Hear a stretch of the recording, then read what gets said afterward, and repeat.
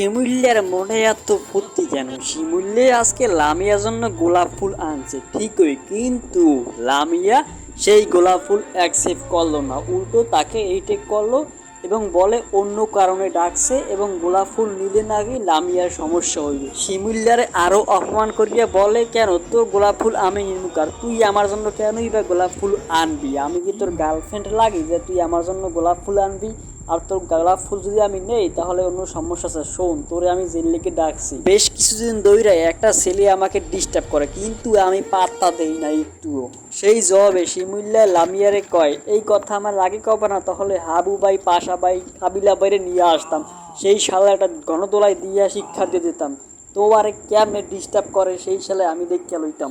কিন্তু লামিয়ে তারপর যেই কথা বলে শিমুল্যা শূন্য তো পুরো চমকাই যায়, বলে সে একটা খুবই বলদ টাইপের লোক, আমার অনেক পছন্দ করে।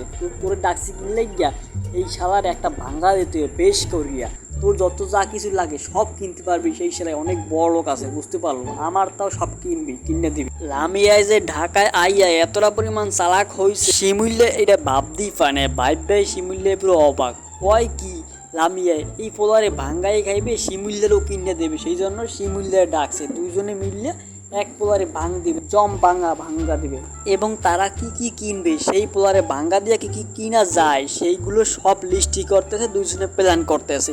এবং লামিয়ায় বলে শিমুল্যারে যত যা কিছু লাগবে সব কিছু তোর লিস্ট দিবি, সেই লিস্ট অনুযায়ী কিনবি, ঠিক আছে? কোনো না নাই, টাকা পয়সার অভাব নাই, কোনো কিছু না করবে না, বোঝো না? একটু ভুমসাং কিছু কইলি কিনে দেবে, বুঝতে পারলি? অনেক টাকা পয়সার মালিক।